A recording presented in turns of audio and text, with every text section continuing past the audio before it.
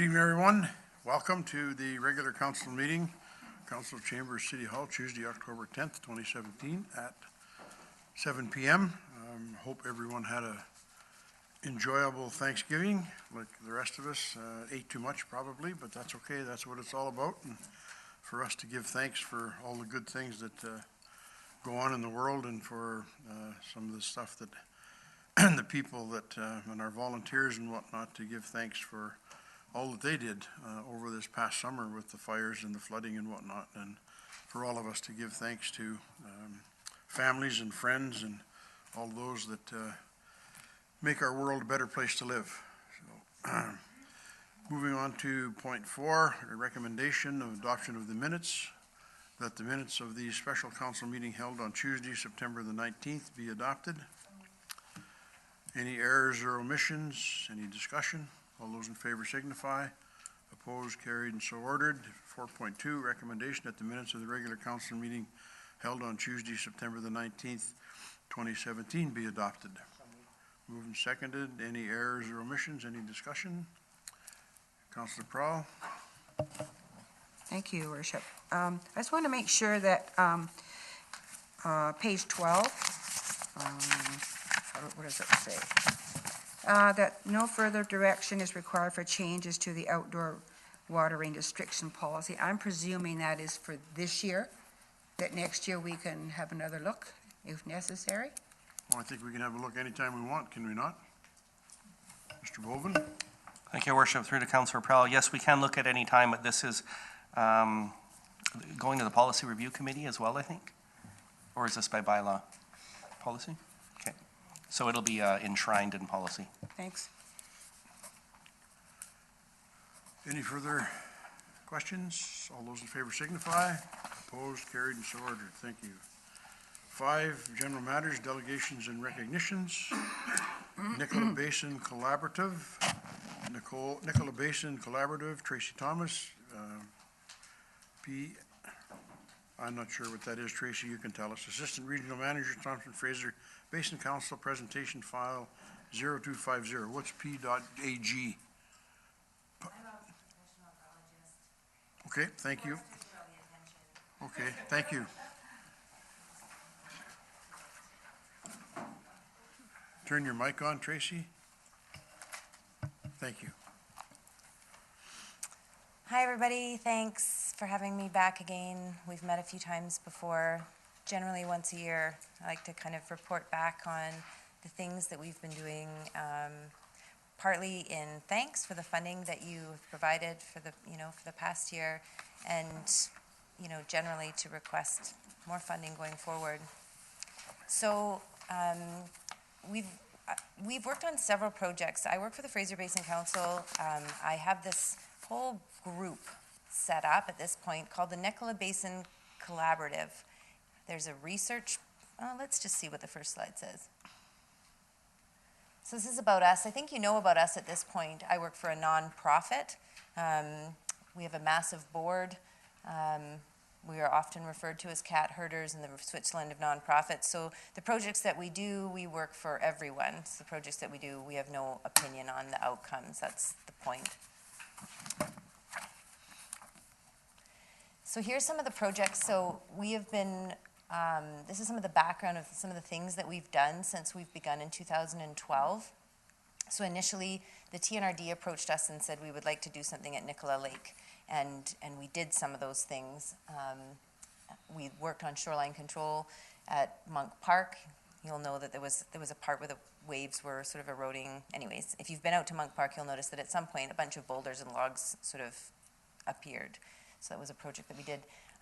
We looked at milfoil, etc. And then DFO approached us and said, with the Department of Fisheries and Oceans Canada, came to us and said, would you like to, you have this great group, this huge, this steering committee, would you like to go ahead and do this other project? So we've been working on improving the management of the Nicola Lake Dam by developing, it's not very interesting. I mean, it's an interesting outcome, but the development of it isn't interesting. It's a big algorithm designed to improve decision making so that the folks that are involved can make decisions at a distance and run scenarios online. So if we opened the dam for this long at this time, what would it affect? Flooding above the dam, flooding below the dam? Would it affect salmonids? And so so all the different land and water managers can make balanced decisions and also defend them. We've completed some thermal refuge mapping this year, and the lower Nicola shim, which is a sensitive habitat inventory map. Of course, a bunch of it changed this year with all the flooding. And groundwater budgets, a groundwater budget is basically determining where groundwater comes from and where it goes to. So I think everyone understands that if you dig a well, you're digging into groundwater, and that's where you're gaining groundwater from. And we all know that the Provincial Act, the Water Sustainability Act, was rolled out almost 2 years ago now. And the trick about the Act is that there's not a lot of information to go on. The province would like to know more about groundwater and would like to regulate it, new wells. However, we don't know what affects what. So as you know, when a drought hits in this area, this is of course a super dry area, Merritt and also the Cowichan and the Okanagan are sort of canaries in the coal mine. So we're already having drought and all of these issues ahead of climate change, and now we're sort of having these waves of climate change behind it. So a groundwater budget development, we've worked on a piece around Merritt, and we're working on more going forward this year. The Nicola Basin Collaborative Plan, that last piece there is a plan that I pulled together. So the collaborative has 3 major parts: research, projects, and outreach and education. And each of those areas have their own respective steering committee. So the research group, this year we have 5, or so far we have 5 schools involved. So SFU, so Simon Fraser University, University of Northern BC, as well as UBC is interested, and Thompson Rivers University, and NVIT is sitting in the wings waiting to do some real live projects. So most colleges, for instance, have a woodlot or something. Most colleges with some sort of a resource program have a real life thing that they do. And so we're hoping, I also teach a course at NVIT, so we're hoping that we can incorporate the college so that those students in the natural resource program get an opportunity to go out and measure water and measure snow density and measure these things and learn about it as part to support research that we're doing.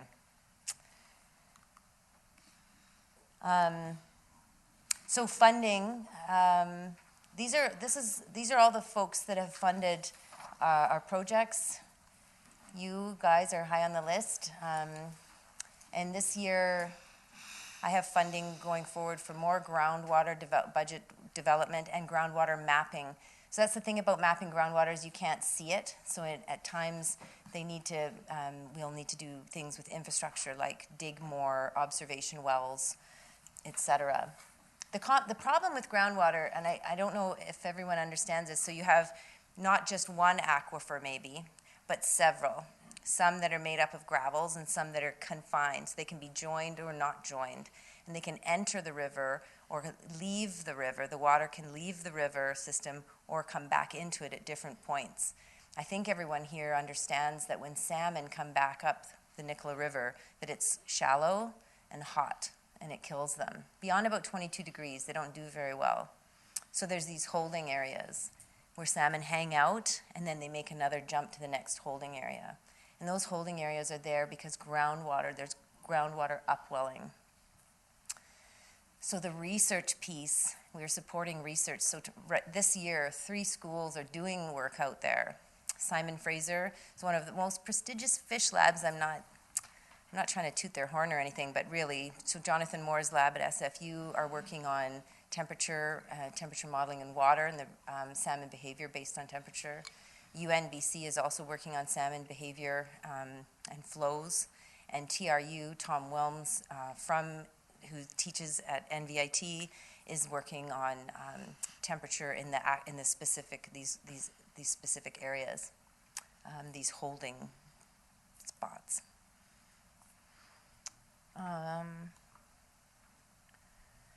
So here's the pieces that we're doing. Those are the 3 primary parts. And the communication and outreach piece, it's been, people really love that stuff. They love having opportunity to have FaceTime. You know, I think that local government, you'll understand this better than maybe anyone. There's this sort of feeling that nobody's doing anything. Like, what's being done? You know, the public sort of say nothing's being done. And we're hoping to show the public by having opportunities, educational opportunities, as directed by our steering committee, to show people that there are things being done and questions are being answered. The bigger piece about these three parts is that operations, so we do projects. The groundwater piece is a project. Developing the water management tool at the dam is a project. All the technical folks from First Nations, from Fisheries and Oceans Canada, from Ministry of Forest Lands and Natural Resource Operations, get together and ask these questions. And then we expose them to researchers who can answer them. So researchers that bring other dollars to the Nicola. Ideally, I'm hopeful that we can sort of, let's look at the whole watershed, the whole Nicola Basin and all its sub-watersheds together and figure out what to do. How much water is there and where is it going and where does it come from and what can we affect positively by making changes.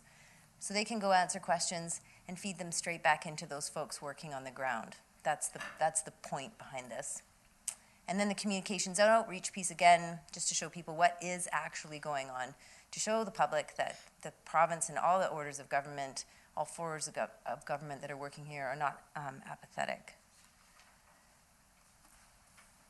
Again, this year, this is what we're working on, Nicola Water Management Tool, workshops. We're going to host a symposium, so we're starting a research conference, a real live, proper research conference in the Nicola. We're trying to attract other researchers to join the research collaborative and broaden the network of schools and interest into other areas as well as, so it's not just a little fish and water club, it's also, there's connections to be made socially, economically, etc., by all the changes that happen on the ground. Particularly in places like, for example, like Spence's Bridge. Spence's Bridge has a really tough time without steelhead fishing. So we're trying to figure out where a better habitat can be or how we can support steelhead. It makes a real difference to that town economically, tourism-wise, and all these other things, and all the people that drive through Merritt to get out there, and all the fruit stands they hit, and so there's a big, circular effect. So those are the projects this year. Groundwater mapping, where is the water? Where should someone dig a well? Why?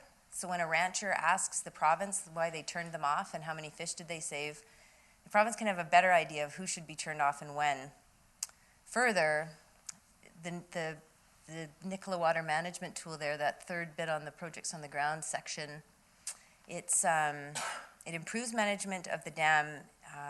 It has a new piece, if you will, that allows the water managers to say, if we turned off this guy, and this guy, and reduced usage by this much, how would it affect the flow right now? So they can know, this is for people right now drawing out of the river, not out of groundwater, because of course all the wells aren't known about to date.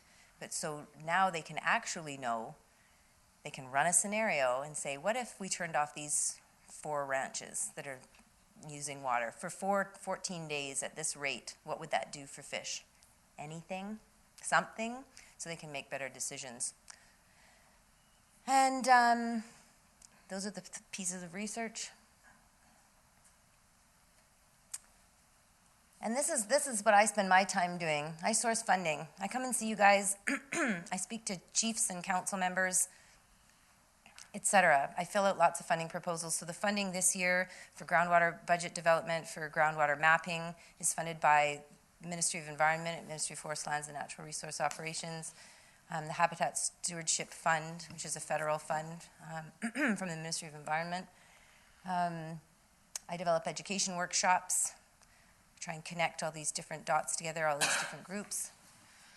And I try and attract researchers, just helping to solve some of the problems in the Nicola and sharing some of their knowledge.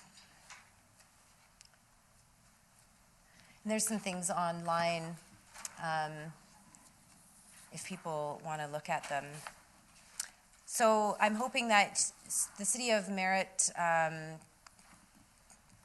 put forward $25,000 last year. I used that to develop the part of the tool. I used that for a little bit of groundwater work, and it was great.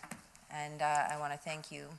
And I'm also hoping that you'll continue to support this work going forward. We're wrapping up the tool development and training folks. The tool is an opportunity where we will see actual collaborative decision-making between all orders of government on the land base, which is, I don't think I need to tell you that it's rare, if ever, kind of thing. And we're moving forward with really discovering what's happening with the groundwater here and hoping to solve some of these major drought questions that happen every year. That's it. Does anybody have any questions? Thank you very much, Ms. Thomas. You guys are doing great work. Thank you so much. Any questions or comments? Councilor Baker? Thank you, Worship. Thank you for coming and letting us know where our tax dollars from our residents are going. That's great. Just a quick question would be, with the change in the provincial government, are you noticing better, worse, unknown at this time? What do you see as far as you're concerned when it comes to funding? Oh, I don't know yet. Their budgets haven't come down. So they are, I think at the staff level, they're struggling quite a lot, but they're supportive. I mean, they're funding half of this groundwater work this year, and doing a whole bunch of the work in kind. So, I mean, don't get me wrong, it plays into their songbook really nicely. Of course, they want to know these answers too. But I suspect that this government is going to be quite supportive of work on the ground. Why wouldn't they? They've admitted and repeated several times that the province used to be able to do everything, go out, do the research, do the work, do the monitoring, do the everything, and they just can't anymore. So collaboration is the name of the game, and that's the word coming down the pipe. So I think that they're, once they find out what they have to move around, I think that it's going to be a positive change. You're welcome. Councilor Prowl? Thank you, Your Worship. This is something that's near and dear to my heart. So I see Fraser Basin Council is going to be having a get-together here in October on the 25th. Are you involved in that? Yes, the 25th and yeah. I'll have to be in Kamloops. But the other question I had is, do you do anything with the Coldwater River to this point? Yes. So we're looking at the groundwater for sure. There's nothing being missed there, and we're working with the Coldwater to share their data with the band so that it can be incorporated. Ideally, when you look at so that's the big piece. The Coldwater River is very tricky because of groundwater, and much trickier since the development of the Coquihalla. Oh. For instance, the Coldwater River, if you can imagine, the Coquihalla Highway, Coldwater River, and the inputs from the Coldwater River are from across the highway on the other side, way up on a hill. So water is coming from there. So that's some of the pieces that we find out from doing the water budgets. One of the reasons I'm asking is because I go down to the Clearbanks Park every couple of days, and what I noticed right now, of course, is that the water is down, but and it has 2 channels now, which it didn't have before, and I did notice that people are putting rocks across so they can walk across the other side, so I started pulling rocks out today. I didn't have my boots on, so that's what broke my neck. Anyway, so thank you for that. Yeah, you're welcome. Keep taking the rocks out. No rocks. Councilor Christopherson?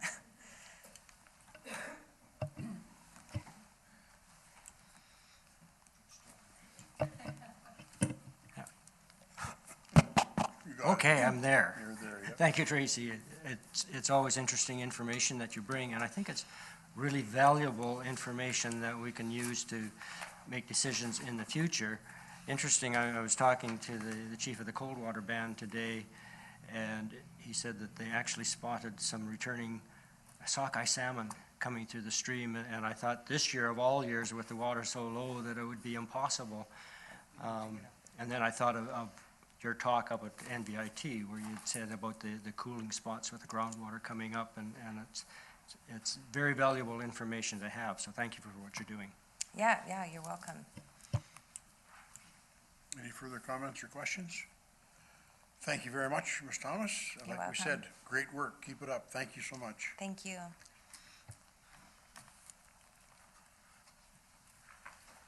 Moving on to 5.2, ICCI funding for proposed business park. ICCI funding for proposed business park. Mike Heron, President, Merit and District Chamber of Commerce, presentation file 0250. Mr. Huron, it's all yours.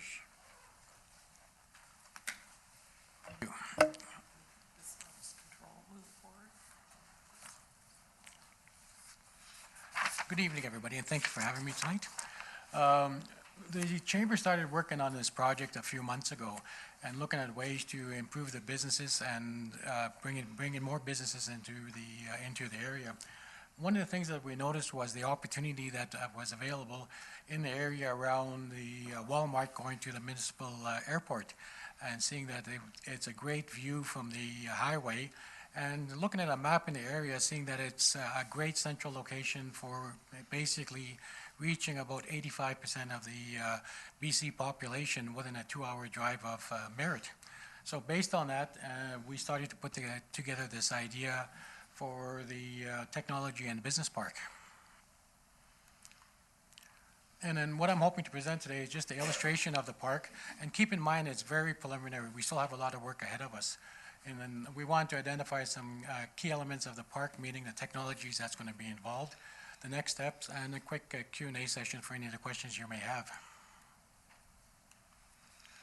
Our first, our technology and business park illustration, we really wanted to showcase a development phase. The first part was looking at a warehouse type of structure using sprung warehouses and some of their technology. It allows us to create a very innovative type of solution that can also provide the logos on them from that could be viewed from the highways for a lot of different companies. We've identified anywhere from 12 to 14 potential customers that would be interested in setting up this area as a distribution point to some key retail operations. In addition to that, one of our strategies that we hope to see is a ability for local businesses to also benefit from this distribution model, so that we could see a lower cost of goods being provided, and through the lower cost passed on to the local consumers.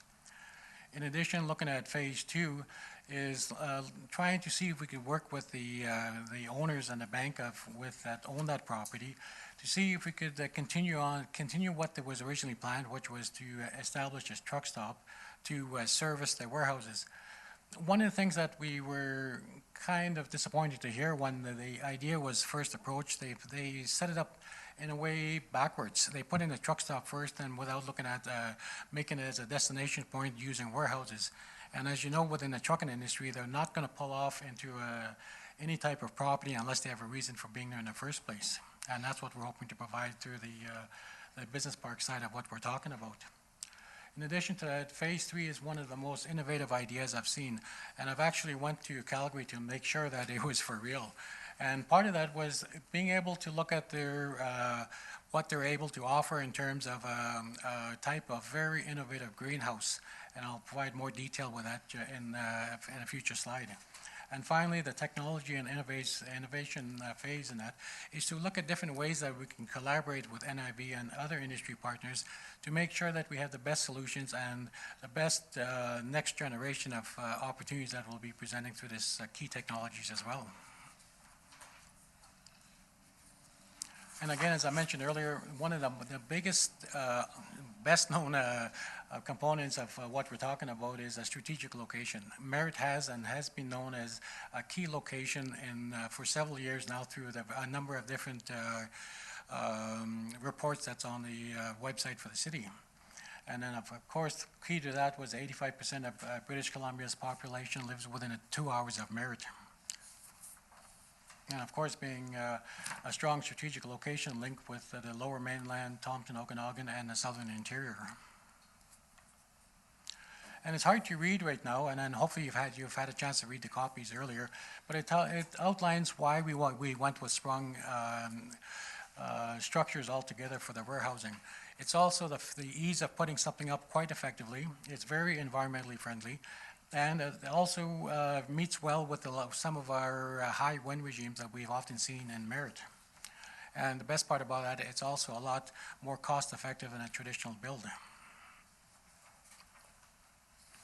These are some of the areas that they've built houses, built structures throughout North America and across the international globe as well. They started off with, believe it or not, in 1989 as a company that produced canvas for different types of transportation in those days, and they've really evolved since then.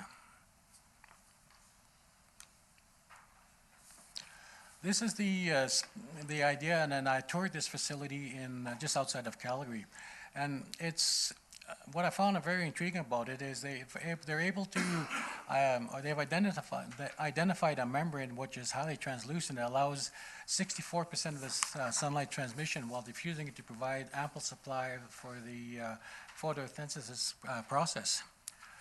Another company provides the aquaponics, which is a self-contained system that's filtered and fed by a school of, and I'm hoping I'm pronouncing it right, the tilapia fish. And then basically it's the fish waste that's converted from ammonia to nitrate, which the plants use. It also speeds up the growing process for the vegetables as well by using that process. It's a 100% clean system supplemented by adding 1% daily water to account for the evaporation. And from the initial budget information that they shared with me shows that the system costs are significantly less to operate than traditional designs while yielding greater results, and again, the plant's growing faster.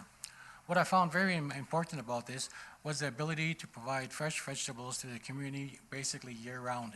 And our strategy, if we were able to go ahead with this, is to use our current supply chain, meaning that the grocery stores and others that provide this would also be working with them to provide that to the end consumer, and hopefully, again, at a lower cost to the end consumers.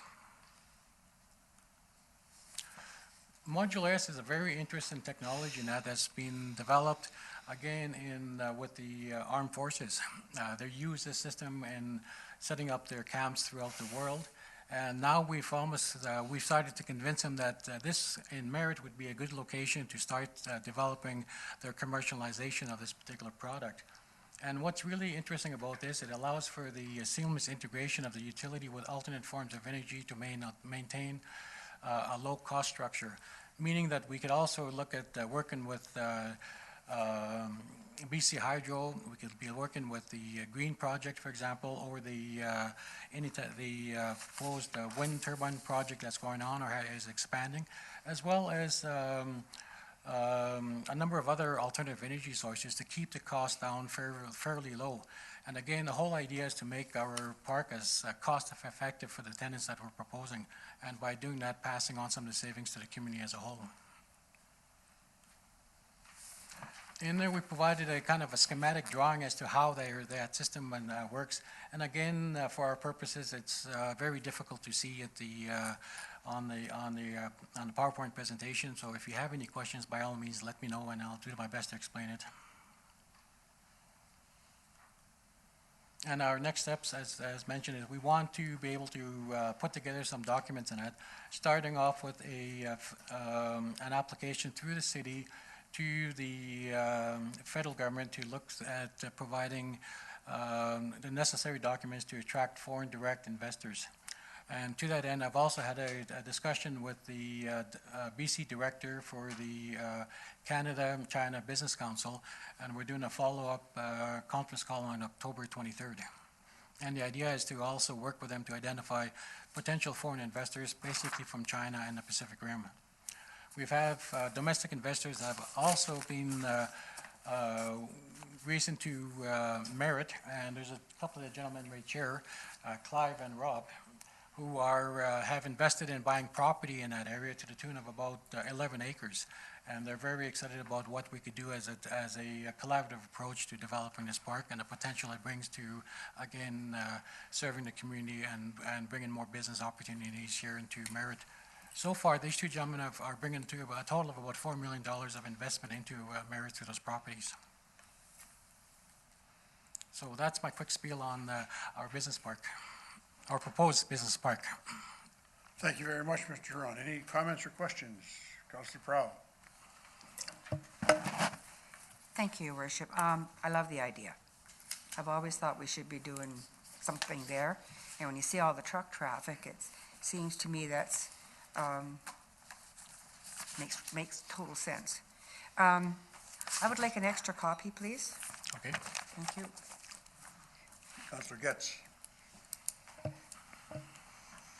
Well, thank you for your presentation, Mike. So just a quick question. I kind of wished we'd have got a map with the overlay of, I understand the truck stop is one spot, which we know is in court-ordered sale right now. What other land up there are we talking about? What other properties are we talking about that this would move into, or is it just the truck stop site? I'm So just it'd be curious. that truck stop site and basically the land going towards the Walmart that's available, as well as there's one of the local realtors from Century 21, the owner actually, has contacted some of the owners of those properties in it, and there has been a general interest in supporting this idea. Okay, so you've got a lot of private land up there, right? That's correct. You've got the land behind that was going to be developed for something else. You've got the court-ordered sale, and then you've got the 4 lots that are owned by the same gentleman that owns on the other side. So you've been in contact with those people to see where they're going to go with that? More so through Century 21 at Doug Beach. Okay, thank you. Councillor Brown.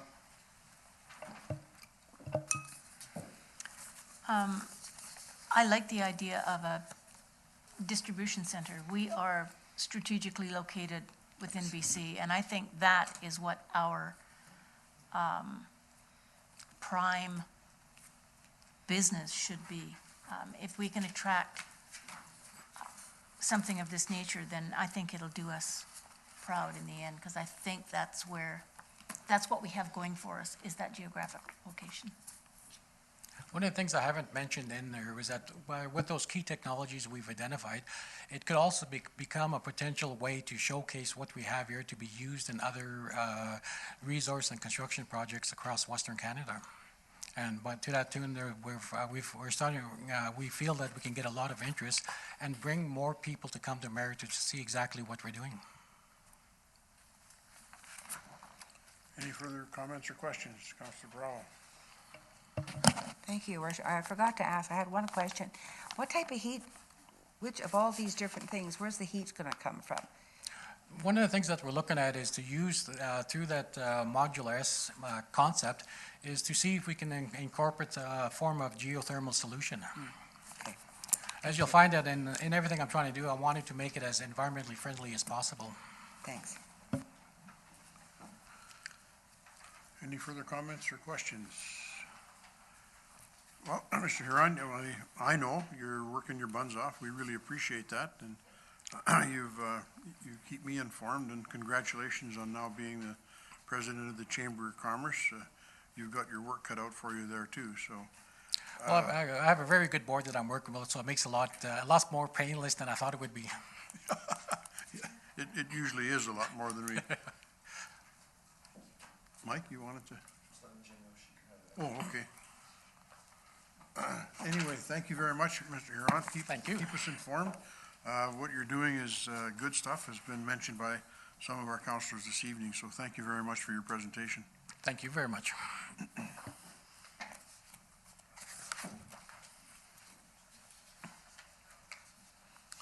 Trans Mountain Pipeline, 6.1, excerpt from minutes, September 19, 2017, closed council meeting, Trans Mountain Pipeline ULC, request for statutory right-of-way airport runway, Director of Engineering and Development, September 21st, 2017, report file 0930 and 2360.20.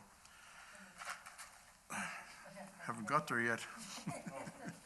Recommendation that council approves the request by Trans Mountain Pipeline ULC for statutory right-of-way across the airport runway, and that council authorizes the mayor and the chief administrative officer to execute the required documents subsequent to the statutory requirement for publishing notice being met. Now you can move it. Thank you. Seconder, moved and seconded, discussion. All those in favor signify. Opposed, carried and so ordered. I'm going to do that again. All those in favor signify. Opposed? Okay, thank you, Mike. I wasn't sure. Motion's carried. Destination BC Visitor Services Network Program Implementation. 6.2, Destination BC Visitor Services Network Program Implementation, Economic Development and Tourism Manager, September 25th, 2017, Report File 0410. Recommendation that council approves staff to move forward with the implementation plan of the Visitor Services Network Program through Destination British Columbia and designates the Bailey House as our prime location for visitor services. Moved and seconded. Discussion. Councillor Brown. I have a whole lot of discussion on this, and it's hard to determine what the actual cost is going to be because there's no talk about costs in here.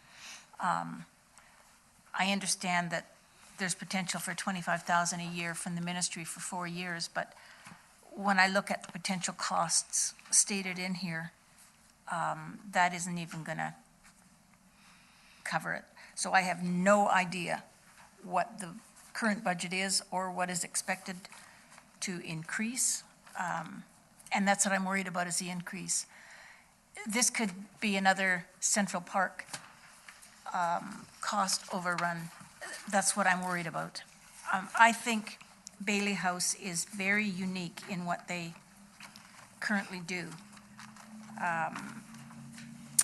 And I think their uniqueness is why they are as good as they are, because it's a small scale, it's run by volunteers, one employee, and I think what they do is great. I'm worried about what we could potentially see as traffic congestion in the city, about where we think people are going to be using washrooms, walking across already busy streets.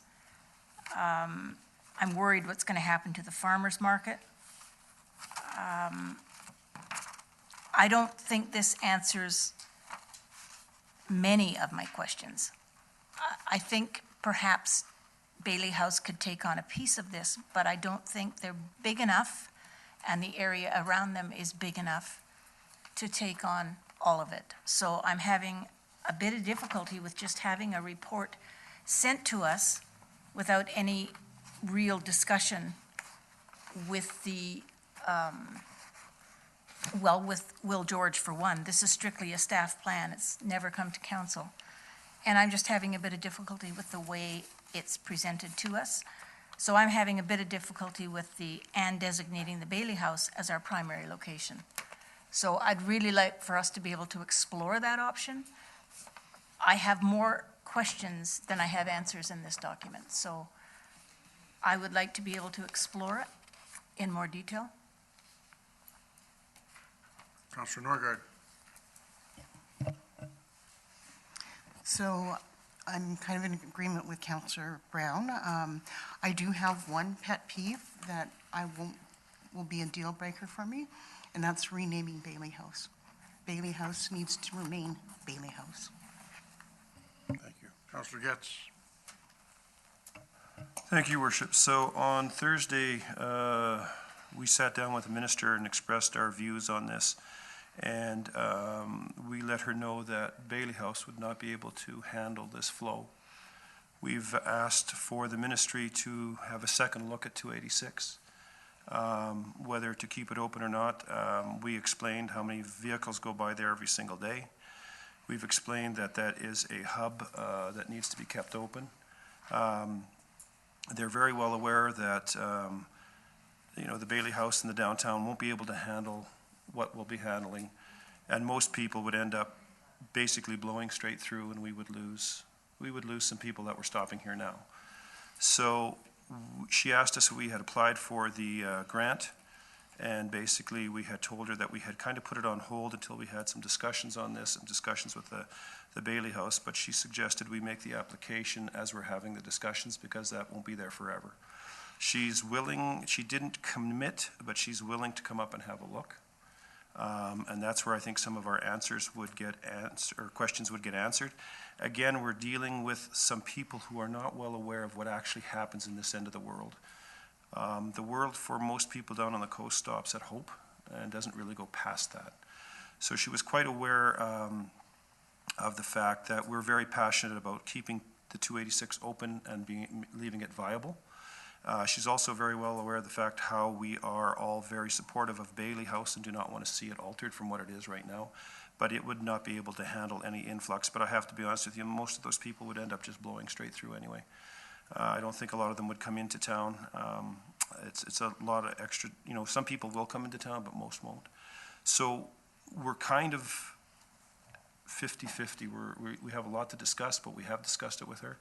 And she didn't promise, but she didn't say no. But I think it was something that she was quite concerned about. And being a new minister, I'm not really sure she was aware of exactly what was going on to a certain degree. So that's where we'll kind of leave it at this point. But she is well aware of it. She's well aware of how we feel about Bailey House.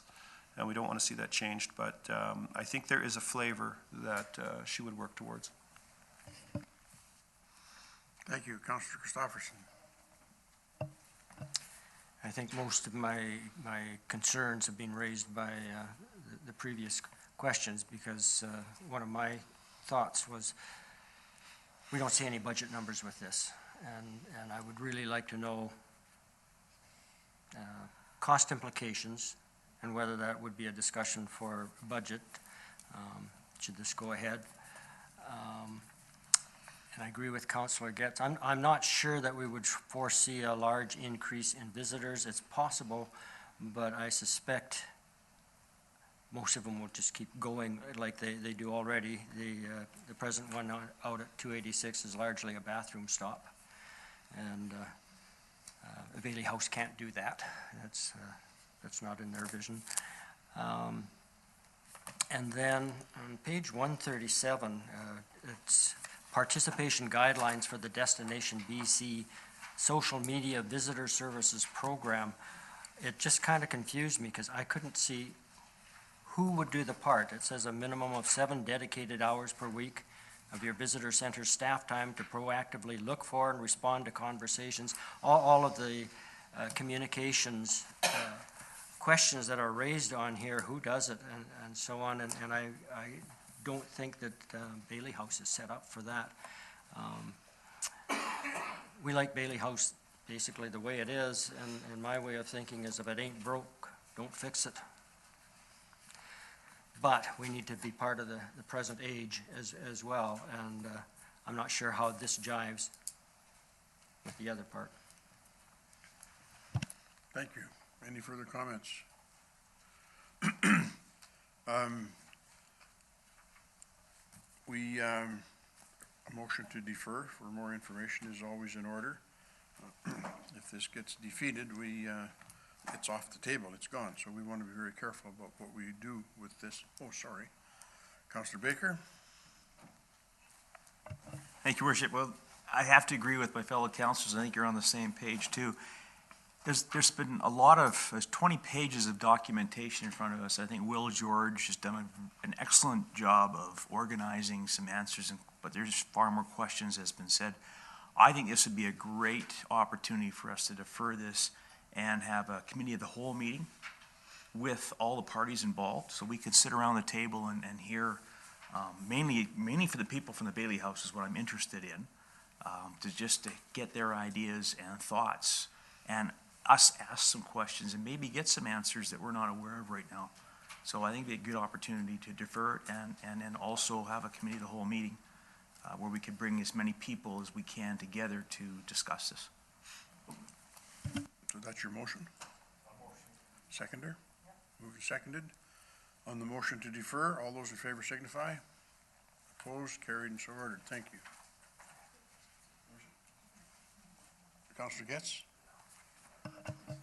Would it be possible that we had a ministry rep involved? If the ministry could supply somebody so we can get all points of view on that? I don't see any reason why not.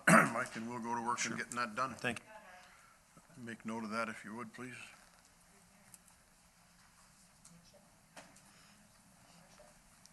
Councillor Baker?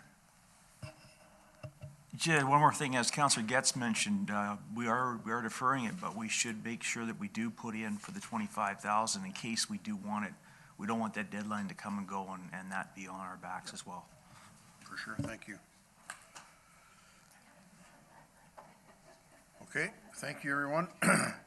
Moving on to 6.3, notice of motion recognition plaque. 6.3, Councillor Prowl made the following notice of motion at the December 19th, 2017 regular council meeting. File 0250, recommendation that a plaque in recognition of Brian Barrett's contributions to hockey be commissioned by the city, presented to Mr. Barrett and housed in the Nicola Valley Memorial Arena. Moved and seconded. Discussion. Councillor Getz. Would Councillor Prowl be opposed to, we do have the award of merit, the note, with that being put in the, or do you want something, a whole different plaque, or, because we do the award of merit to, we've done it for several people. I'm just wondering if that's what you're looking at, or are you looking for a whole different plaque sort of thing?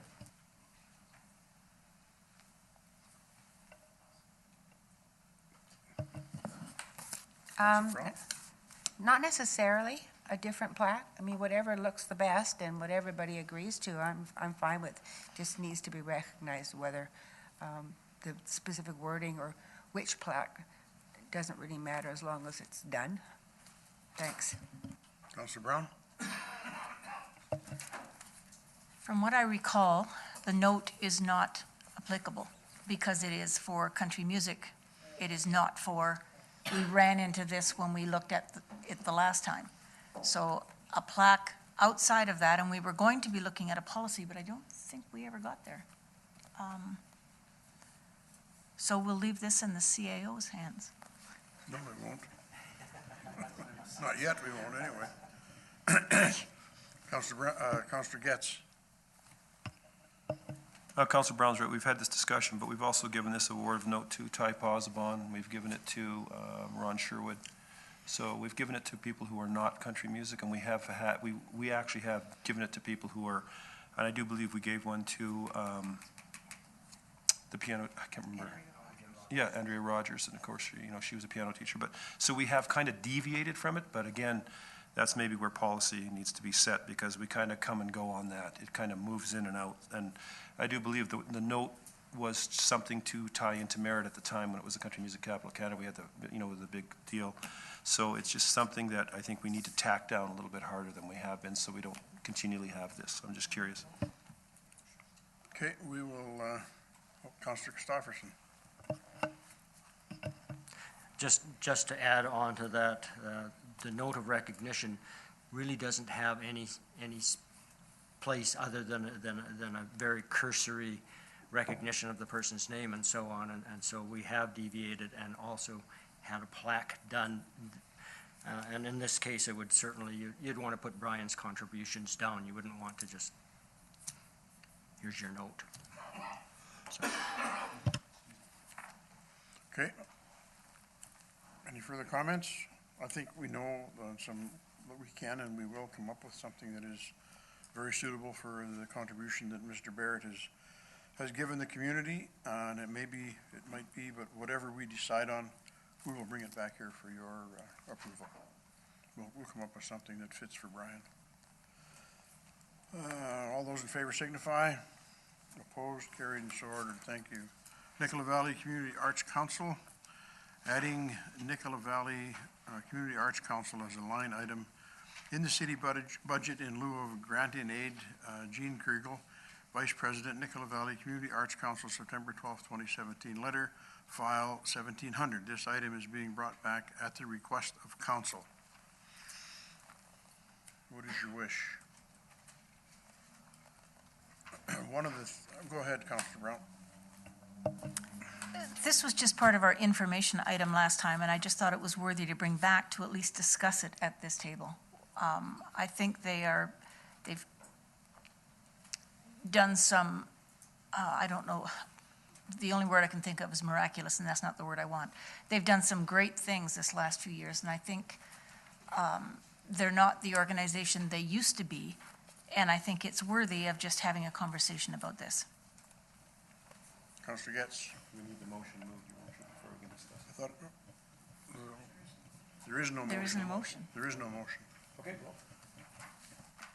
Councilor Getz. I would, since we're discussing it, I would be hesitant to do this. We did this for one group, and it became a bit of a nightmare. It was no control. There was no quarterly information given. There was some animosity with it. When you pick one group and put them on the line item, the community gets a bit of animosity behind it. So we have done this once before, and I know the task that we ask everyone to do is onerous to a certain degree, but it keeps we get to see the financial records every year, and keeps everybody where everybody needs to be. Once it comes into a line item, you lose a lot of control of it, and things go not so good as we saw in the past. So I just not really sure I would support a line item. I still think we need to go through the process that we need to go through. Thank you. Councillor Baker. Okay, Councillor Christopherson. I understand the value of a line item in that you know what your budget is going to be and so on, and can go on. So there's value in it. I would like clarification of Councillor Getz's comment. It was my understanding, Councillor Getz, that you said that there isn't accountability if it's a line item. And I'm wondering, is it possible to have accountability built into something like a line item, that there has to be a report written or some kind of a budgetary control? Because I agree with Councillor Getz, that's a very important thing to know where taxpayers' money is going. And I'm just not too sure that a line item negates that. Can someone clarify that? Mr. Wolin. Thank you, Your Worship, through Councillor Christopherson. Anytime we give any organization money, we can put together a contract that stipulates what you want in return for that money. Good, thank you. Councillor Brown. And as a certified accountant, I would hope that any line item, as I'm sure my fellow accountants would agree, there's more control in a budget with a manager than there's control. And if there isn't, there can be control put in. There should never be a lack of control or no information just because it's a line item. That just doesn't equate. Thank you. Councillor Norgard. So while I appreciate having a line item would be helpful to the Arts Council so they know what they're getting every year and they can budget, I have a hard time supporting this. And the reason I have a hard time supporting it is, number one, we have some history doing this and it didn't work well. But what other groups are we going to make line items for? What are the parameters that we're going to put around this? So I'm not in favor of it because I think it opens the door to some pretty messy infighting with groups in the community, and it's not okay by me. Thank you. Councillor Getz. Right, on the accountability, that is correct. But the last time we did this, we asked every year for a update 4 times a year on what was happening with the money, and we were blown off every single time. And we finally ended up killing it for that reason, because they got the money whether they gave us the report or not, because it's a line item, it was approved. So we never, ever did get an update on what they did with the money, where it was going, because they got it anyway. So that's kind of what the downfall was, is we simply could not get the proper information after request after request. So it can be ignored. Not saying this group would do that. I just think we've also made it plain that you grant and aid and stuff like that is not supposed to be used for your business model. We've actually said that. One of the reasons that we do this with the Arts Council is because it goes to matching funds. We've sent out letters to other groups saying, this is your last year, we need to look at somebody else. So there's a fairness in that. But I mean, the reason the Arts Council is because they can make this money 2 or 3 times what it is when we give it to them. But I would still like to be able to go through the process we're going through right now. It's just bad. A bad example that happened before that just didn't work out. Thank you. Any further comments? Councillor Brown? Just clarification on telling some groups that this is their last year. Have we actually done that? Yep. Recently? When Ben was here, he sent out a few letters. Well, in our discussions in No. the past, when when we've been dealing with this particular issue with any organization, one of the things that we've talked about is that a lot of groups were starting to take everything for granted, that they would just put the application in, they wouldn't show up, they wouldn't be here to answer any questions. And we started to take the position that if you want to make the application, you can make the application. You need to come here. If you're new, tell us what you're doing and what your proposed budget is, or you come with the budget and show us that it's necessary. With this organization, they have done an outstanding job in the last year, but I think it's very dangerous for us to start saying, we'll make that a line item because let's use the Rodeo Association. They come to us every year. They struggle as well, so why can't they do the same thing? I think it's good for us. I think it's good for the community to hear what's going on, what's happening, and when they make an application, that they also hear that, and we know how it works, and they get money from somewhere, providing they get money from here. There are those situations that come to us on a number of occasions, but I don't think we should be opening the door to start putting line items in for pretty well any organization. I just don't think we should do it. I think it's dangerous. Any further comments? Okay, thank you. No motion, so everybody will continue to do as they've done in the past. 6.5, Nicola Valley Community Theater Society, letter to the Minister of Forest, Land, Natural Resources Operations, and the Rural Development, Kurt Christopherson, President, Nicola Valley Community Theater Society. Letter, get out of here, Kurt. File 0250.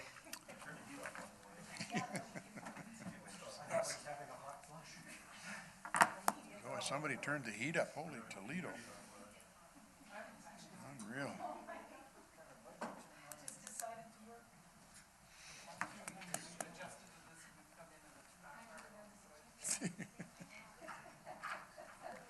Kurt leaves and everybody goes with him.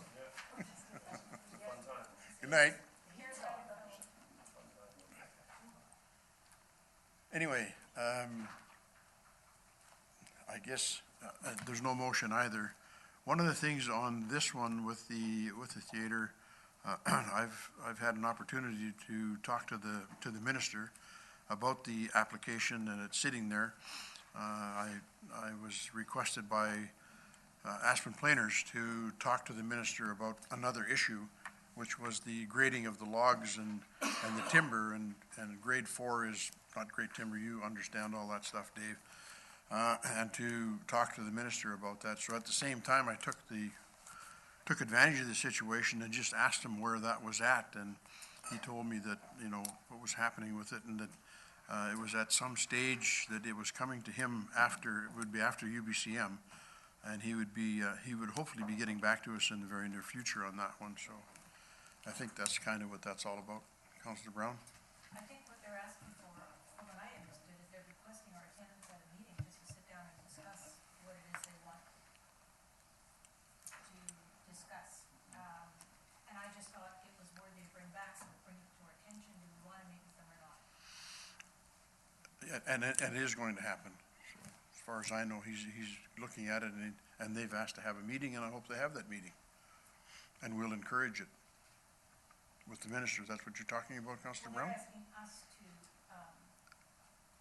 asking us to request a meeting with them. They're asking our attendance at our society meetings. At their society. Is that what that letter's asking for? First line, second line. Take this opportunity to request your attendance at a meeting of the society. So I thought we didn't look at it, bring it back. That's just the minister, not us, Councillor Brown. Okay, it's all right. And I've basically encouraged that with the minister. Sorry, I didn't look at who it was addressed to. That's I thought okay. it was addressed to us as council. Comes with age. Anyway, any further discussion?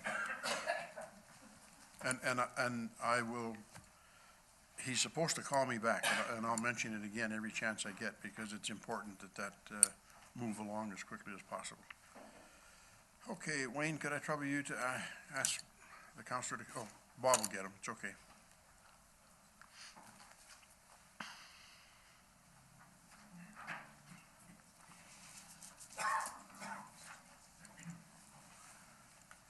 .6, you took bunch of people out with you, aren't you gonna bring them back in, Kurt?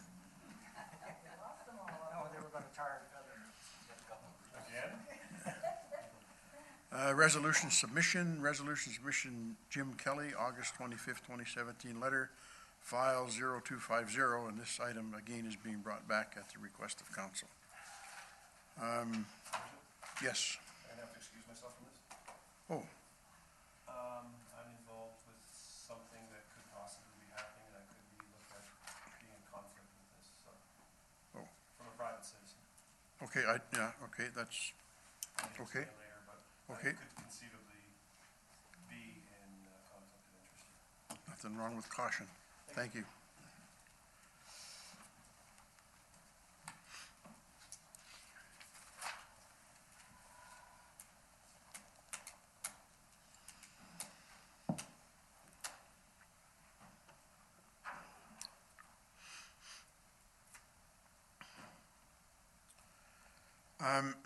One of the resolution from Mr. Kelly was a very good resolution, very well written, and his approach to us to try to work with that is much more acceptable than some of the others that we're trying to get us to get involved in this. Most of you know, Ms. Bird, Sasha Bird, our director for Public Works, we went, attended down at the river with somebody from the feds, somebody from the province, and there was 3 or 4 different groups that went down there and had a look at it. So I don't know what we can do, so Mr. Boven, you may have to give us some guidance on this as far as getting involved with the federal government and the provincial government in order to do some riprap or whatever it is that we can do to work with that particular part of the river. And it is dangerous. What we said to them at the time was we're concerned about the safety. Somebody might get hurt, somebody might get killed. Didn't seem to fizz on them, and I don't know what else we do, but I think we need to push this a little bit harder. So do you have some guidance on that, Mr. Boven? Thank you, Your Worship. I'm just looking at the proposed resolutions that are offered. If council were to move second and adopt those, then staff would start pursuing those activities. Okay, thank you. So a motion to adopt the resolution and move forward would be in order. So moved. No, I was going to discuss. So moved. Thank you. Seconder? You're talking about both resolutions? Well, we can only do one at a time if there's 2 there, so. Yes, Yeah. I second it. Okay. You want to discuss that? Councilor Prout? I'm sorry, Your Worship, but I have issues with the whole idea of lobbying for an individual, whereas we have other individuals, say, that are on the Nicola River, who have had issues too. Do they want us to lobby for them as well? As you know, I go down to the Coldwater River all the time, and I think we should be getting expert opinion from maybe the Fraser Basin Council or somebody that can say what can possibly be done. I know that there is now, of course, that section in the middle of the river that has filled up with silt. It started when a couple of the big trees on the far bank fell down and started to block the river.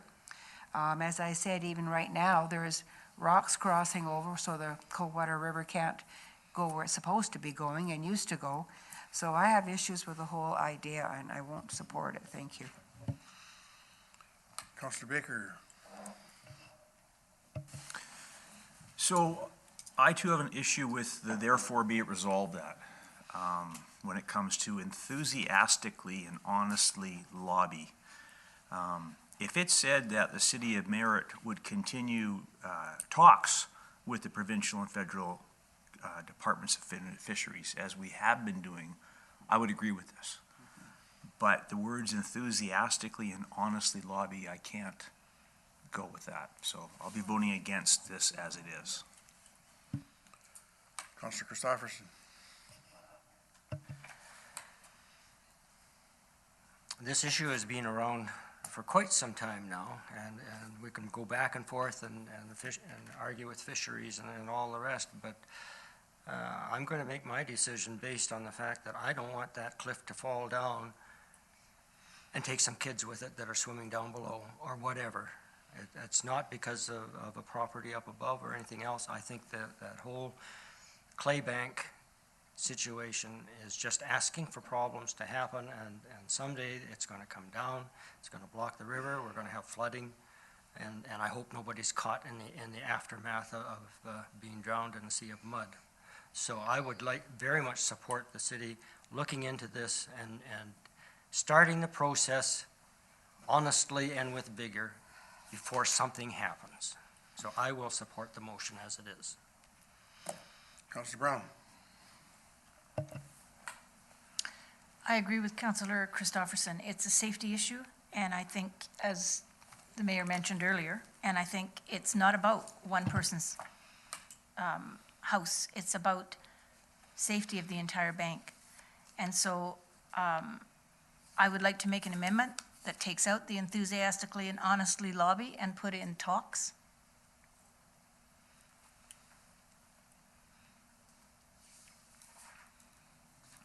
Debates, whatever. So your amendment Sure. would remove the words enthusiastically and honestly, Yeah, lobby, and just say the city of Merritt lobby the provincial government? well, lobby is the word that was used, but Continues talks because Okay.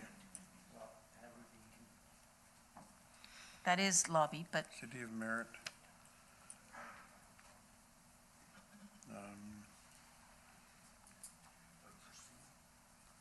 City of Merritt. Initiate talks? Continue? continues talks. Continue talks, okay. If that's what's going to work, let's go with continues talks. Okay, the amendment is to amend it to read the City of Merritt and continue talks with the provincial and federal governments, federal departments of fisheries to permit remediation. On the amendment, any discussion? All those in favor signify. Opposed? On the main motion as amended, any further discussion? Councillor Prowl. Again, I'm sorry, but I have issues with the remediation.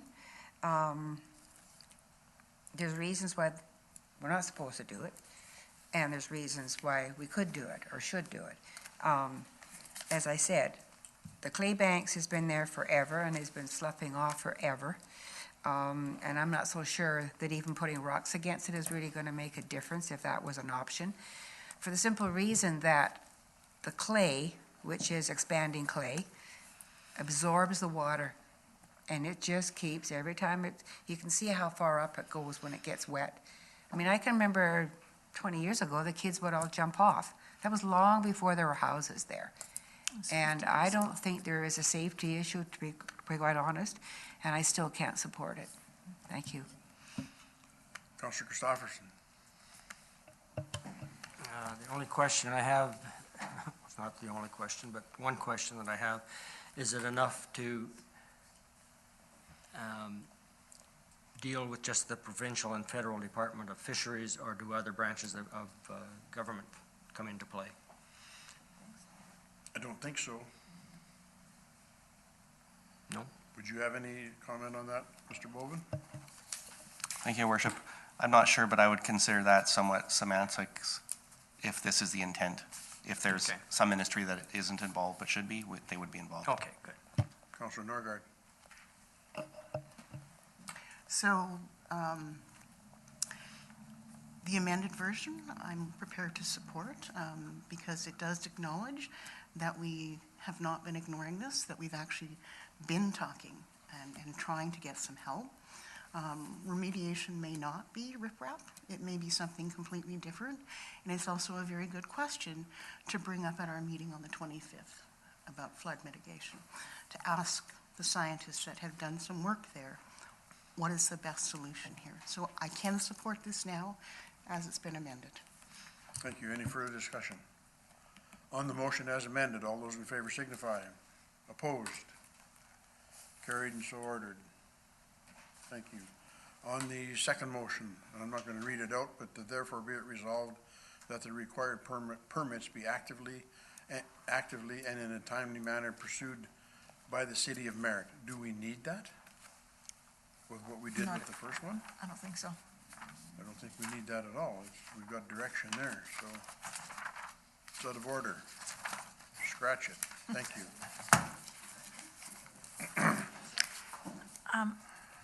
Yes, Councilor Brown. On another issue, there was the one other letter on that same agenda that was by Gold Country for extension of funds of geocaching. We've never addressed that either.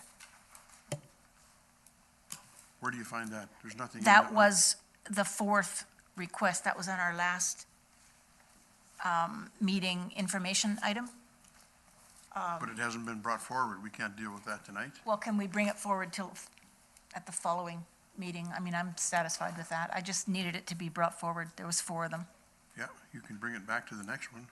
I'm going to bring a letter that's in, or would like one to come back as well, so. But it's not on the agenda. We can't deal with it tonight. So. To bring it next time. Under new business, I think you can probably bring that forward, Councilor Brown, that we deal with it at the next meeting. It was in the list at our last council meeting, right? Yeah. I would suggest you do that. If it's already documented and be brought forward, I don't need to request it again then, do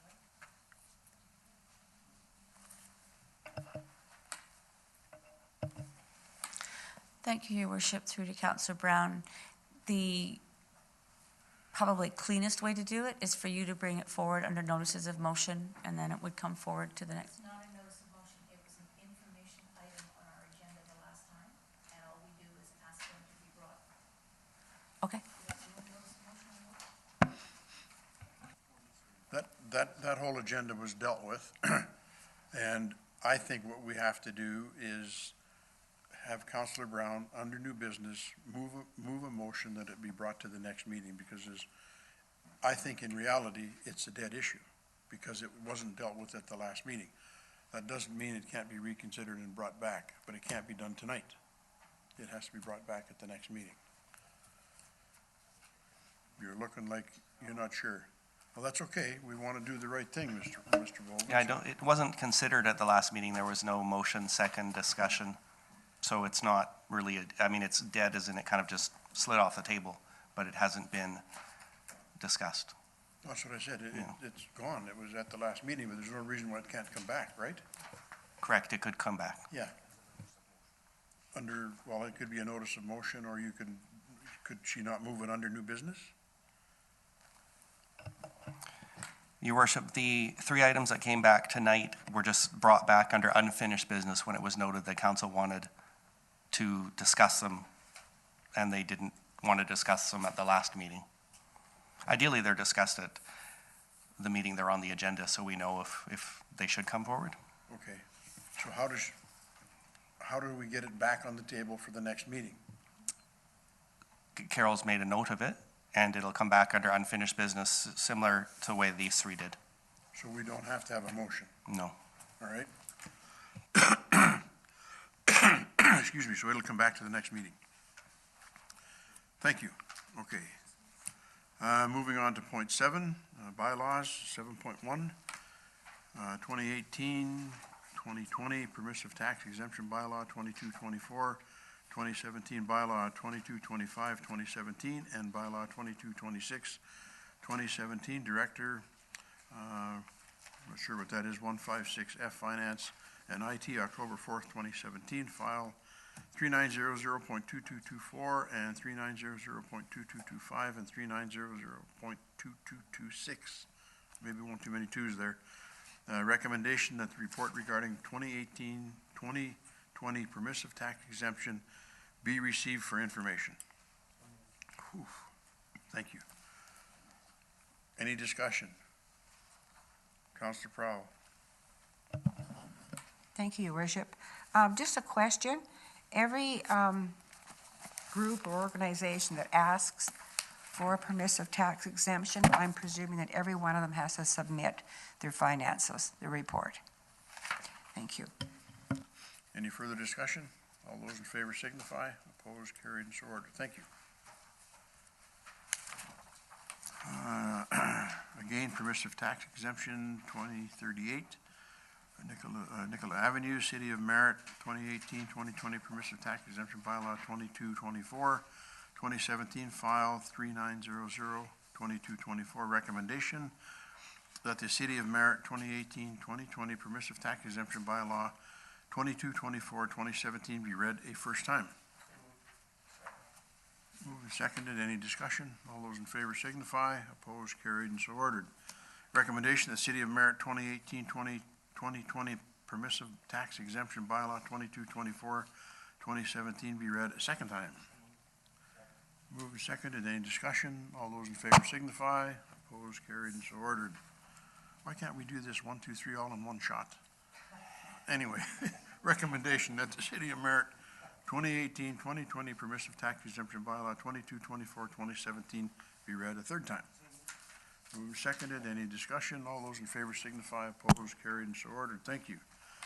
Permissive tax exemption 7.3, City of Merritt 2018-2020 permissive tax exemption bylaw 2225, 2017, file 3900, 2225. Recommendation that the City of Merritt 2018-2020 permissive tax exemption bylaw 2225, 2017 be read a first time. Moved and seconded. Discussion. All those in favor signify. Opposed, carried, and so ordered. Recommendation that the City of Merritt 2018-2020 permissive tax exemption bylaw 2225, 2017 be read a second time. Moved and seconded. Any discussion? All those in favor signify. Opposed, carried, and so ordered. Recommendation that City of Merritt 2018-2020 permissive tax exemption bylaw 2225, 2017 be read a third time. Moved, seconded. Any discussion? All those in favor signify. Opposed, carried, and so ordered. Oh my God, one more. 7.4, City of Merritt 2018-2020 permissive tax exemption bylaw 2226, 2017, file 3900-2226. Recommendation, the City of Merritt 2018-2020 permissive tax exemption bylaw 2226, 2017 be read a first time. Moved and seconded. Any discussion? All those in favor signify. Opposed, carried, and so ordered. Recommendation, the City of Merritt 2018-2020 permissive tax exemption bylaw 2226, 2017 be read a second time. Moved and seconded. Any discussion? All in favor signify. Opposed, carried, and so ordered. Recommendation, City of Merritt 2018-2020 permissive tax exemption bylaw 2226, 2017 be read a third time. Moved and seconded. Any discussion? All those in favor signify. Opposed, carried, and so ordered. Thank you. Wow. That calls for a shot. Ay, ay, ay.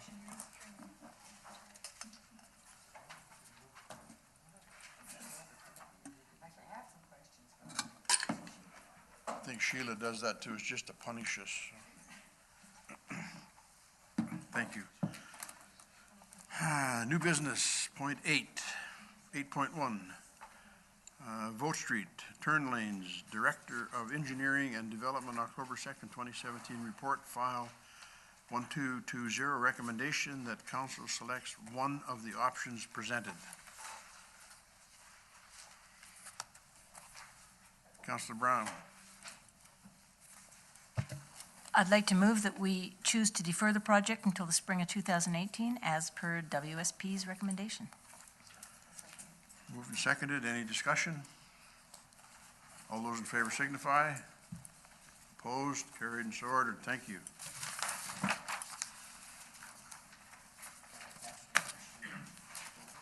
Pardon? Sure, why not?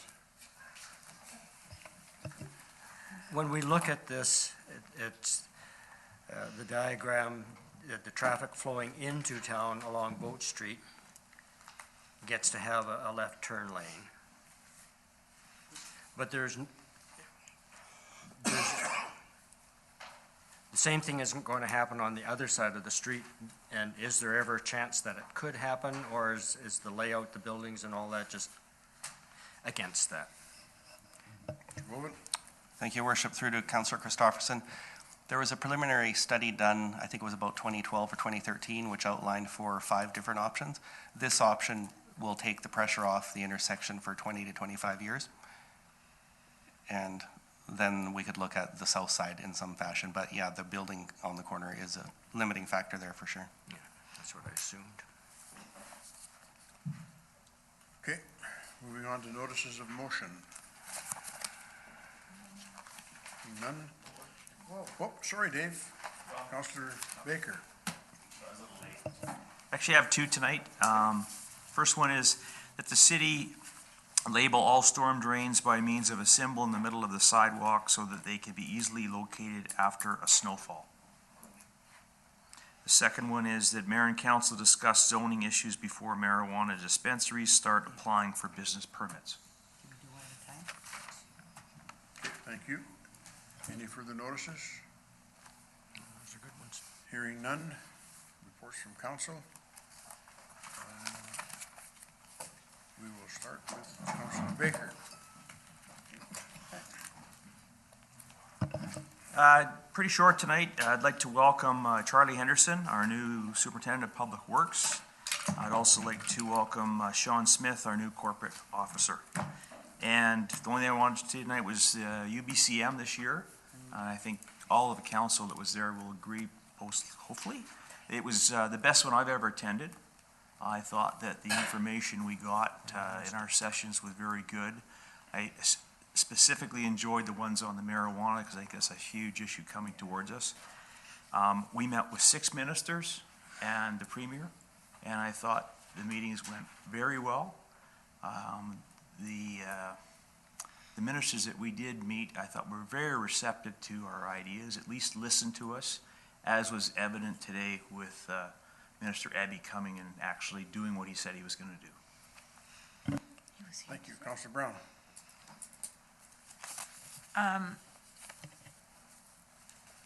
Thank you. I missed the fact that Minister Abbey was here in town. I don't think I got that memo. So I agree, UBCM was a really good one this year, and I actually believe that the new ministers were listening to us. And I think whether they were listening because they didn't know what was going on or whether they were listening to really make a difference, it doesn't really matter at this point. They were actually listening to us. So I think I felt good after leaving each and every meeting that we had. So it felt like we were being heard. The other thing is there's a Syrian refugee family coming to town before the end of the month. And it's been a long haul getting them here, and the committee is thrilled that they're here. So we'll keep you updated. We don't want to give out where they live right now because there's the bell curve. There's some lovers and haters out there, and we just don't want anyone knowing where they live right now. So after the UBC reception, we had the Fire Hall Awards dinner, and that's always great to go to. It's a good meal, good fun, but the awards, it never ceases to amaze me how many of the firefighters do this year after year after year and put in tons and tons and tons of hours, but it is greatly appreciated by me, who's afraid of fire, so I'm pleased with that. We also had a healthcare community meeting, just with the few of us, I guess we can call it the executive team. Not really sure if that's what it's called, but looking at our next steps. So we're looking at giving it another go in the community and having the community respond to the report. So that'll be in the near future. I also attended a Fred Penner concert the other day with a bunch of little kids. I'd never seen so many kids in one room at one time. There was a lot of them. I actually enjoyed it. And I also went to an 80-year-old birthday party, and you all have pins from Mary because of that. And Neil asked me to attend on behalf of the city, and I gave her a pin, and she was, I mean, you thought I'd have given her a $100 bill or something with the way she was acting. So she was pleased. So, and I had a great Thanksgiving. I had 3 turkey dinners over the weekend, so it's more walking the dog for me over the next little while, make sure I can get some of those pounds off. And Thanksgiving for me is one of the best times of the year. I love it. So that's my report. Thank you. Councilor Prowl.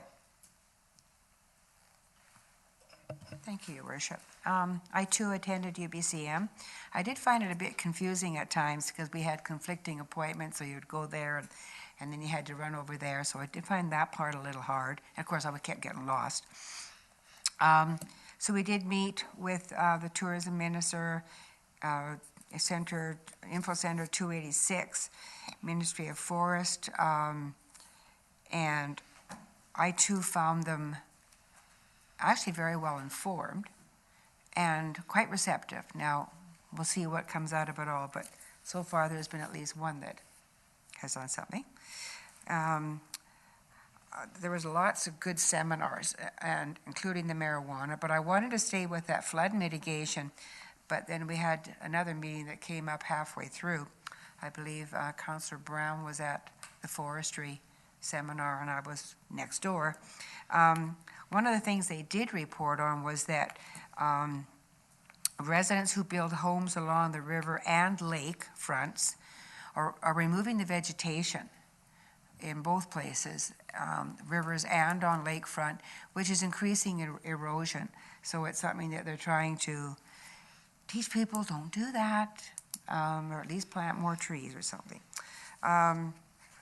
And that any mitigation has to be done during low water.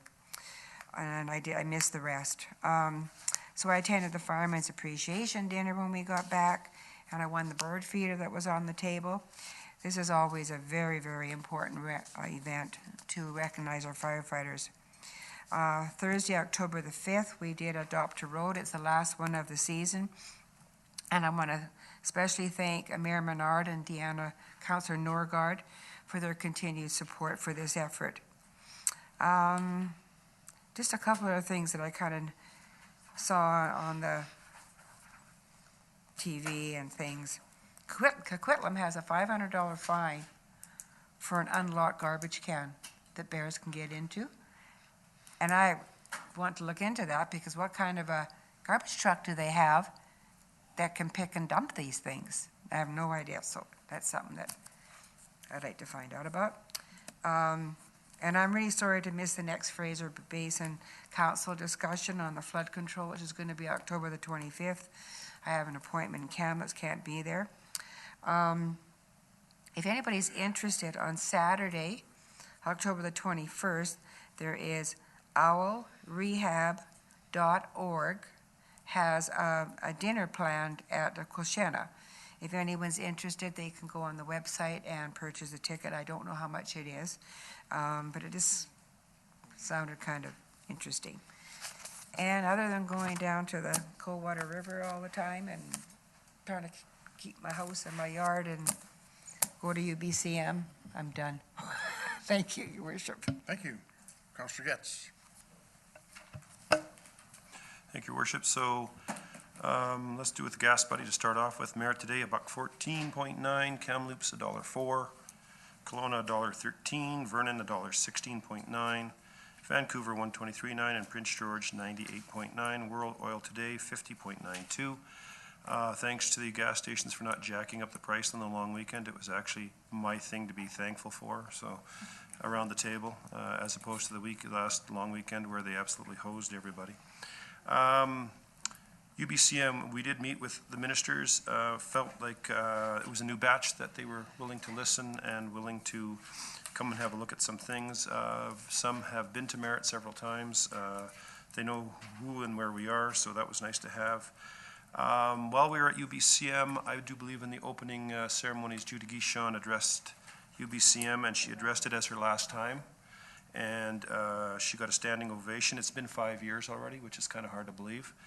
And she had a tear or two. She got a standing O, and I think I would just like to thank her for doing a great job and always representing Merritt at all points in time. She always lets us know that she's from Merritt no matter where she is, so it was nice. And I don't know, I think we should probably think about doing an award of merit for Miss Judy at some point in time, but it was hard to believe that she's already saying goodbye, and I think it caught quite a few of us by surprise that it happened so fast.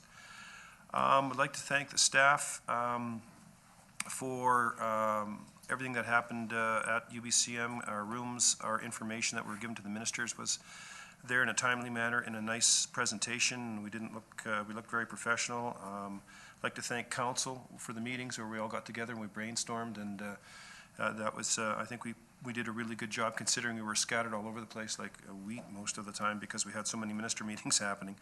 But just wanted to say thank you to everyone.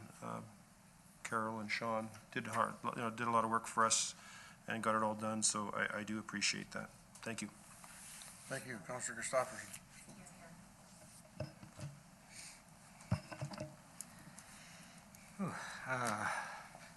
You drove a knife through my heart since I wasn't at UBCM this year, and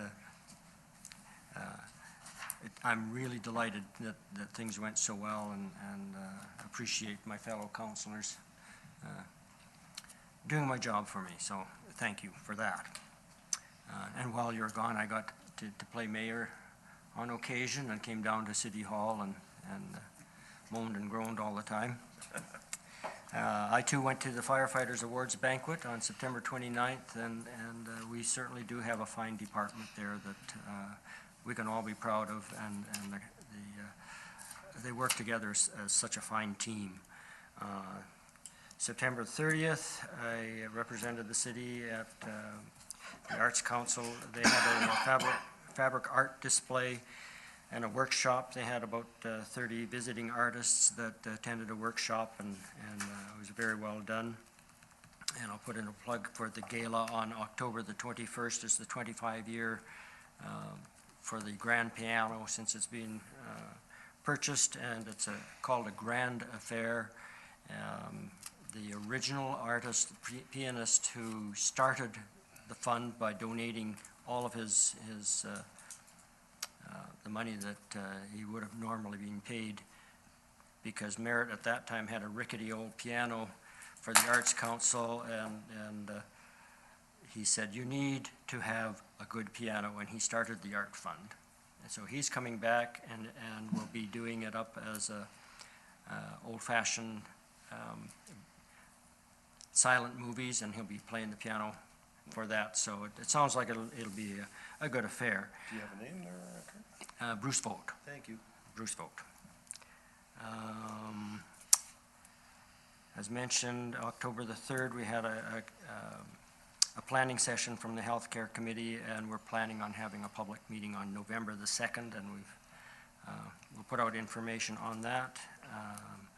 October the 4th was kind of a busy day. Downtown revitalization project, really good information, and I believe the city is considering purchasing the series, and we'll have them available for other people, and they're well worth looking at. Some really good suggestions of how you can get your downtown core going. Same day, Canada 150. The last project that they have sponsored was the Fred Penner Show. That was on Saturday, on October the 7th. Really good turnout. You haven't lived until you've been in the audience with 250 other kids this high, squirming, shouting, dancing, singing along. It was quite an experience. Sometimes you could hardly hear. Sometimes it's good to be deaf.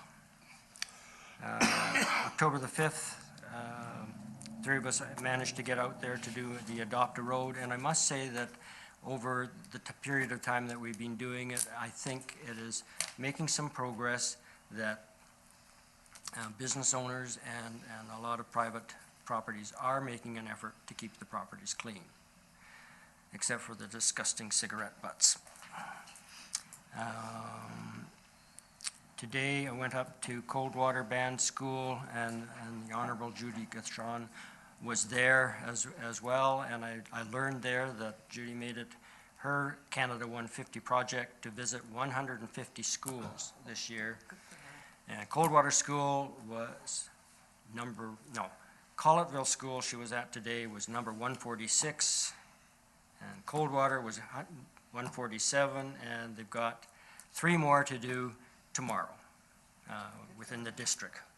So that was quite a project to visit all those schools and see all the kids. And the kids had very good questions. I think that's just about it. It'll be a good opportunity on October 25th to go to the flood mitigation meeting, and that's at the Civic Center from 12:30 to 3 o'clock for anybody that's able to go there. That's it. Thank you. Councillor Norgard. So, on September 23rd, the mayor and I went to witness the people returning from bringing their spirit home.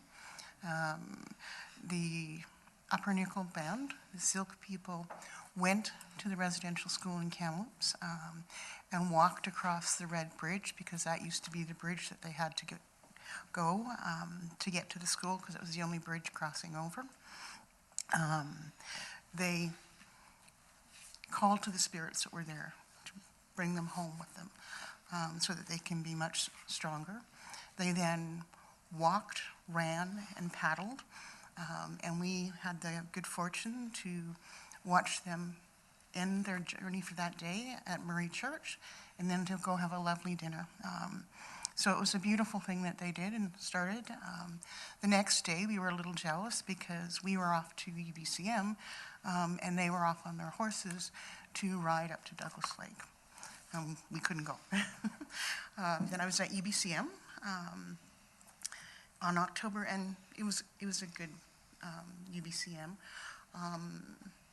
There are still some things about it that are a little distressing, because our job there is actually to do the resolutions, and oftentimes we can't be in the room to do that. So that's one thing that bothers me about it.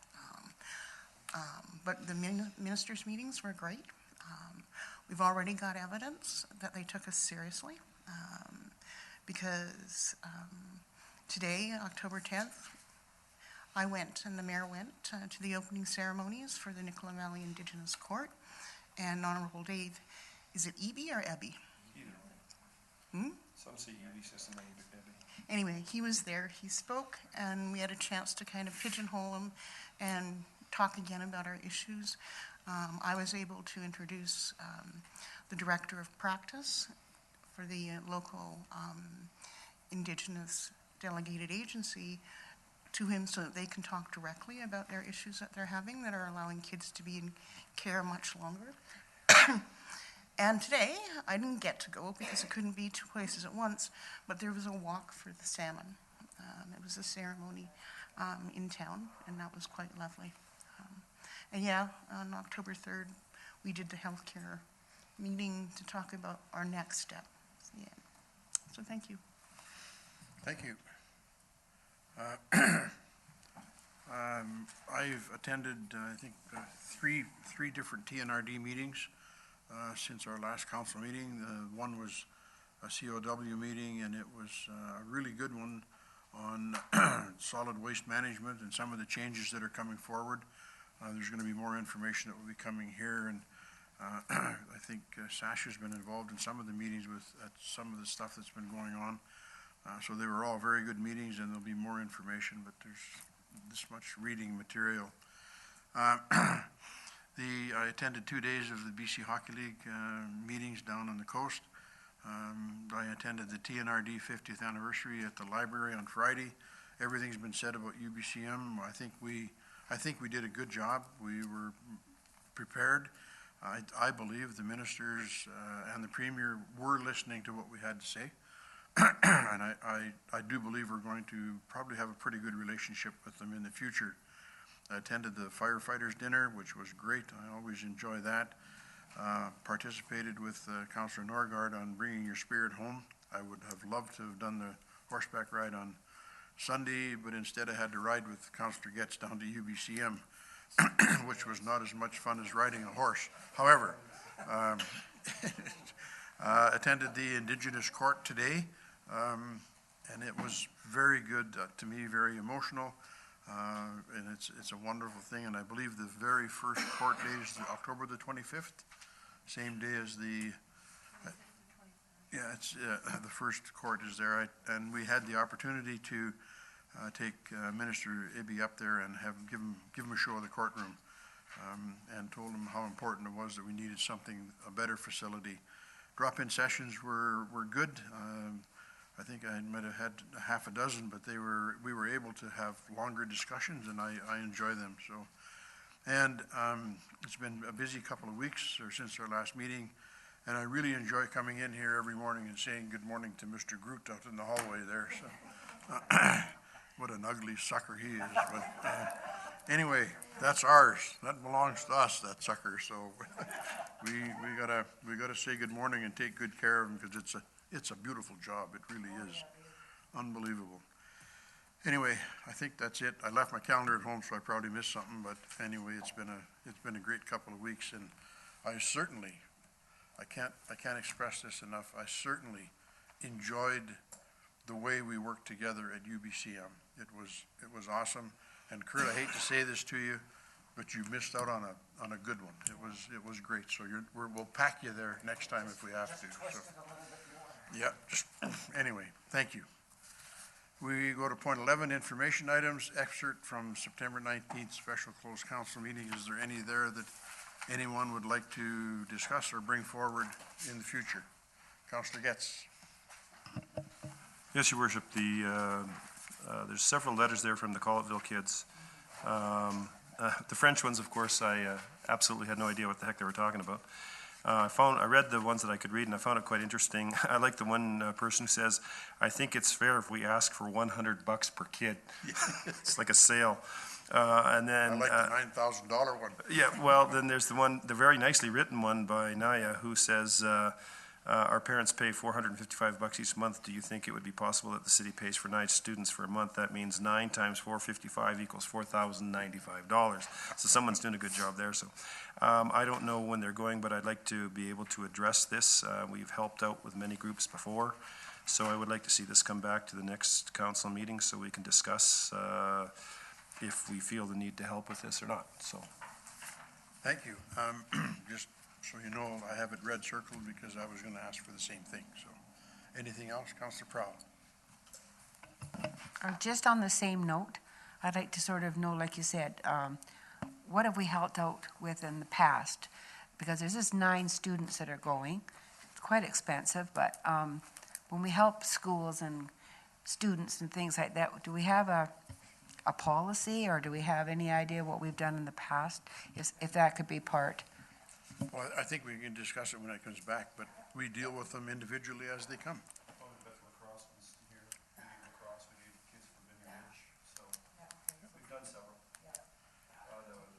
But they come before us as individual items. The hockey team that hit the Nationals last year, so we've done several. Anything, Councillor Baker? Yeah, I forgot to ask one question. Mr. Boven, you won something Oh, yes. at UBCM. Out of all the people across British Columbia, I don't know how many thousand people there were, but there was a lot of people. What did you win? Thank you, Your Worship. Through to Councillor Baker, it was a cruise. $5,000 towards a cruise. It's kind of up in the air. It says to Alaska, but I'm going to see if I can get that changed. I've already been. For how long is that? Oh, For all 8 of us. it doesn't really say. It's just a voucher for the cruise terminal, like pick a ship, pick a cruise. They suggest Alaska. So can I make the motion? The other thing is that we also won a $1,000 grant to be used for risk management at the insurance meeting, the municipal insurance thing. We were drawn for $1,000, so we did okay at this UBCM. Yeah, that's the one you and Dave got kicked out of, yeah. Yeah, well, I went and they said, oh, no, I said, yeah, you did, he's crying out in the hallway right now, so. Anyway, anything further? This meeting is terminated. Thank you, everybody. Have a good evening.